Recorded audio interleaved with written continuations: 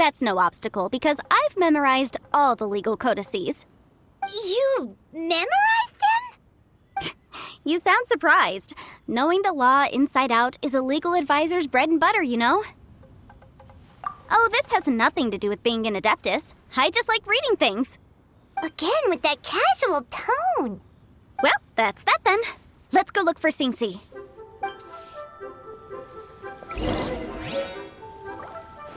Try your luck betting on Jade?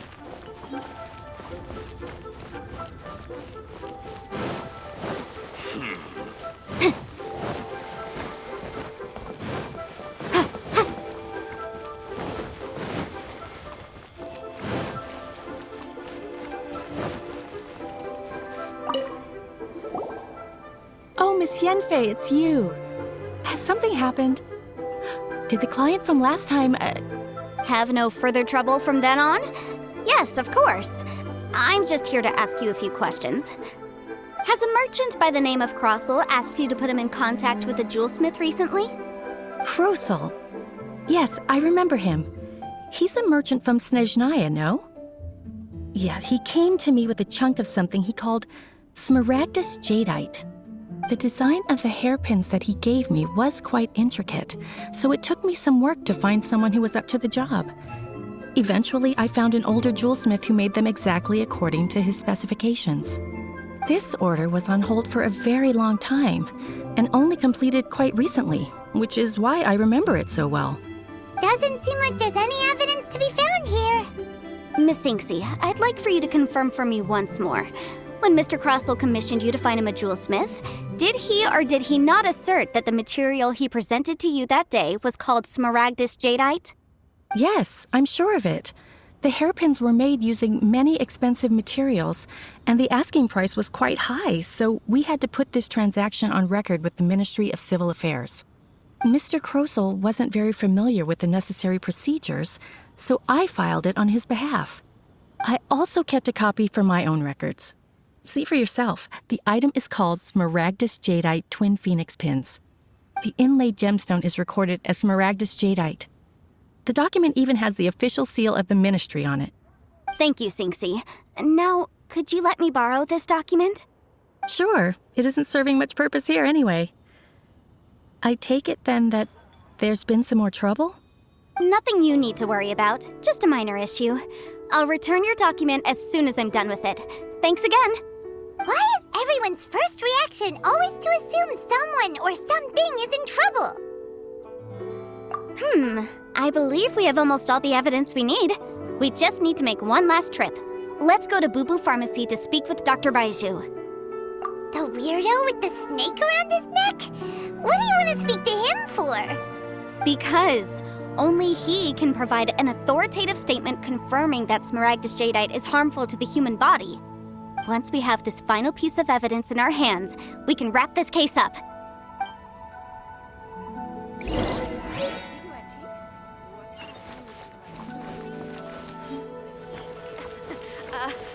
Join the Adventurers Guild.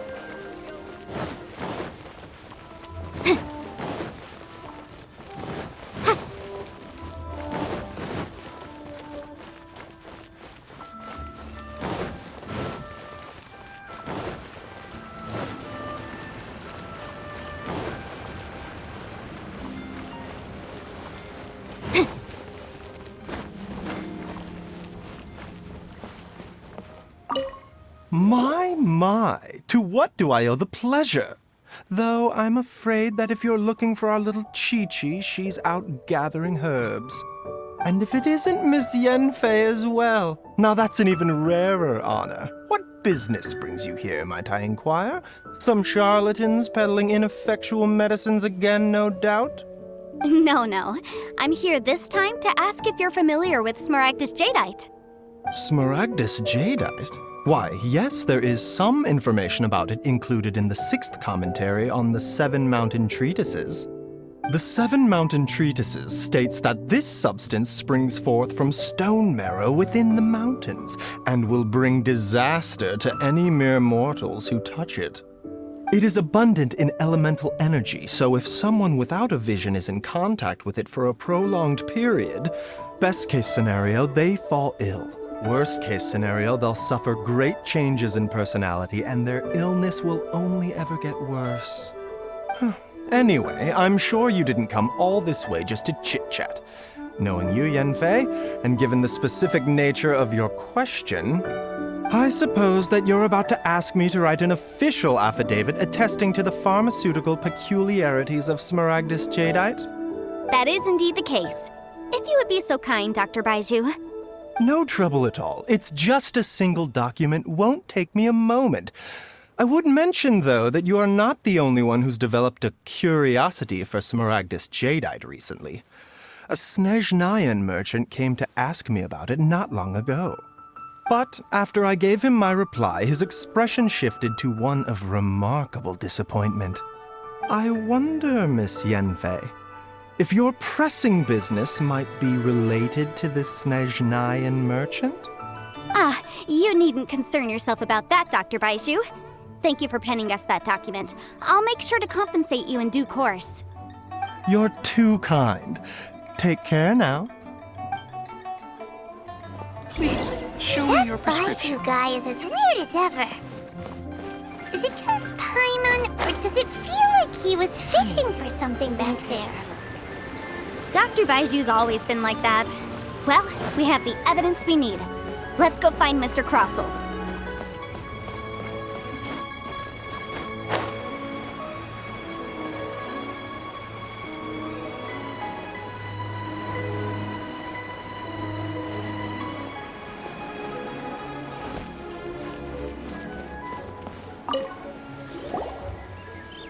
Miss Yanfei, have you finished your investigation? I trust you will now be in a position to assess the compensation due. Yes, my investigation is indeed concluded. I can now provide a final figure for the amount payable. Wonderful. Well then, please, could you do the honors, Miss Yanfei? Of course. According to the stipulations of the contract, Mr. Crossell, you must pay Mr. Chow 10 times the original transaction price in Mora. Sure. Wait, what? Me pay her? Surely there's been some kind of mistake, Miss Yanfei. Not at all. According to my investigations and the material evidence that we've gathered, the substance claimed to be Smaragdus jadeite that was inlaid within the Smaragdus jadeite twin phoenix pins that you rented out to Mr. Chow was, in fact, Smaragdus nephrite. Now, the contract states very clearly that 10 times the price shall be paid should the article not be genuine. Accordingly, you are liable for this sum, which is payable to Mr. Chow in Mora. Material evidence? What material evidence? Why, Miss Yanfei, you cannot frame me like this. I spent a huge sum to obtain that Smaragdus jadeite, and yet you claim that the ore inlaid on the hairpins is somehow fake? I demand to see your evidence. Indeed. Only a testimony from an expert witness involved in the processing of the ore can serve as an authoritative assessment of whether it is genuine. Traveler, please produce the evidence in question. This is a processing record from the Jade Mystery, along with stone samples and an affidavit signed by the business owner, Chateau. Seriously? Even the boss there couldn't differentiate between Smaragdus jadeite and Smaragdus nephrite. How does this prove anything? In any case, Smaragdus nephrite is the outer layer of Smaragdus jadeite. So I had him cut away the nephrite, he returned the valuable jadeite core to me, and some nephrite samples remain in the store. What am I missing exactly? That's an unsubstantiated belief. Well, your claim that my ore is fake is just as unsubstantiated. And we are here to talk about evidence, aren't we? Ugh. Looks like our first piece of evidence didn't convince him at all. Seems like he came prepared. What should we do next? Hard evidence, something legally binding. We have just the thing. Show him, Traveler.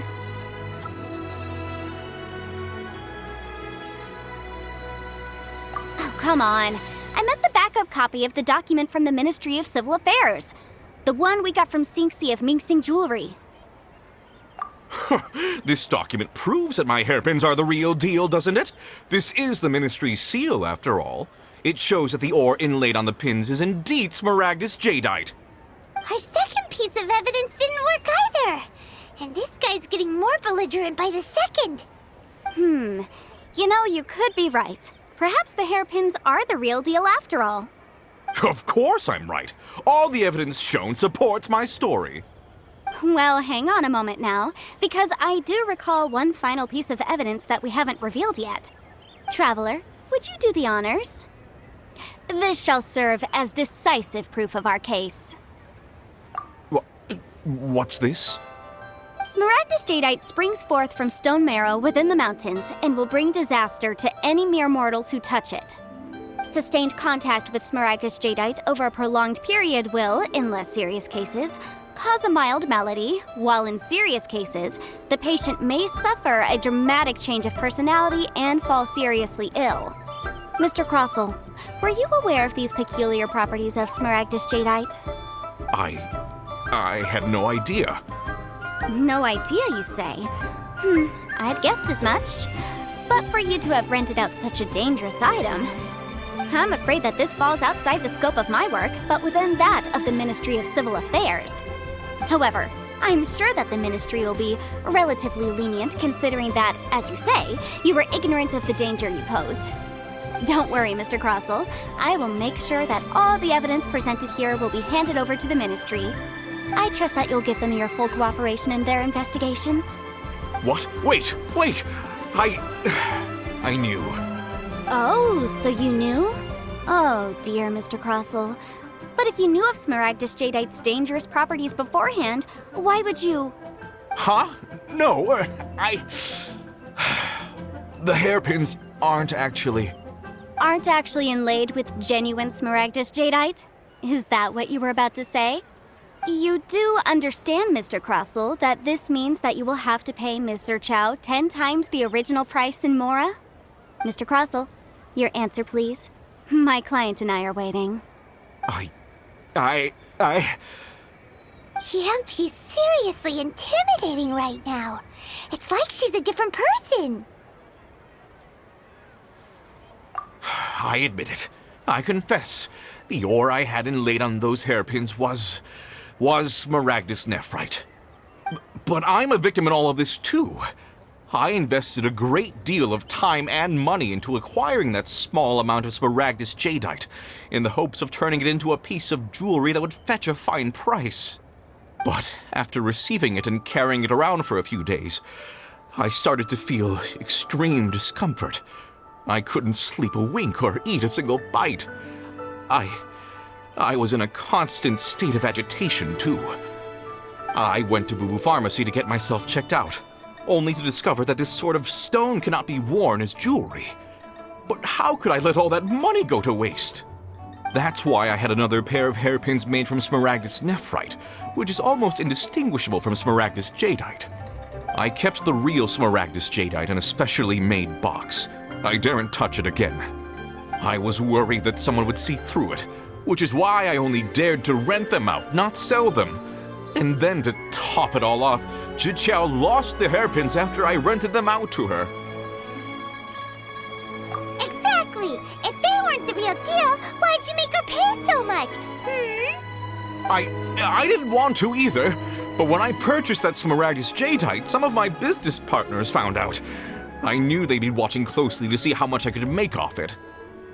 If word got out that I sold a pair of fake hairpins, then my days in this line of business would be over. All right, let's cut the appeals phase right there. I failed to see what bearing any of this has on your transaction with my client. According to the contract, you must pay Ms. Zerchow 10 times the original price in Mora, and that is final. 10 times? Crossell looks like he could faint any second. As for me, according to my contract with Ms. Zerchow, 20% of that sum will go to me. 20%? That's as much as I spent on that Smaragdus jadeite! There's no need. It's fine. You don't have to pay me that much, Mora. Even if the Smaragdus jadeite on those hairpins was fake, I still bear responsibility for losing them. Legally or not, I think I owe some compensation for that. Ms. Zhiqiao, you... However, Mr. Crossell, since you have no use for that chunk of Smaragdus jadeite, why don't you give it to me instead? I'll consider us even. What? But all right then. This cursed rock's brought me enough grief as it is. Miss Yanfei, I'll turn this Smaragdus Jadeite over to you. I trust that it will suffice as remuneration? Well, that's not quite how the rules say this should go. But whatever. It'll do. Thanks so much for your help this time, Miss Yanfei. When you have the time, I'll be sure to visit and express my thanks more appropriately. Oh, come on. No need to stand on ceremony. Now, if I may confirm this again, Mr. Chow, have you and Mr. Crossell come to an understanding? Well, yes, I believe we have. Well then, that's good. Mr. Crossell, it seems that my client has no further claims against you. Is that so? That's good. That's good. Actually, Mr. Crossell, I'd like to talk business for a second if I may. I could see from the hairpins you produce that you're very skilled in jewelry design. My family, on the other hand, works in the ore business, and we have a fair stock of fine ores. If we could join forces, your jewelry designs and our choice ores, I think we could do some fine business between us. Let me think for a moment.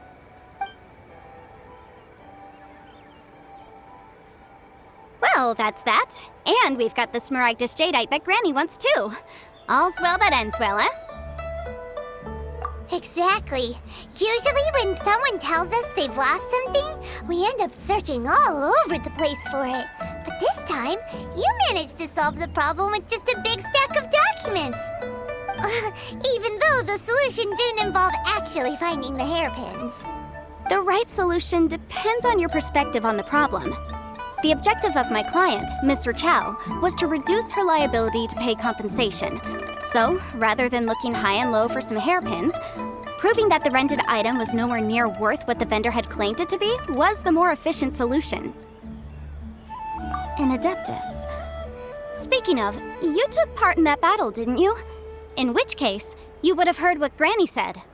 Liyue Harbor is now a city ruled by humans. The title of Adeptus means precious little to me compared to my job as a legal advisor. In any case, don't you think that the Liyue Harbor of today needs legal consultancy far more than it needs adeptal powers? Paimon can think of someone who would definitely disagree with your reasoning. Well, since we got what we came for, it's time to pay Granny a visit.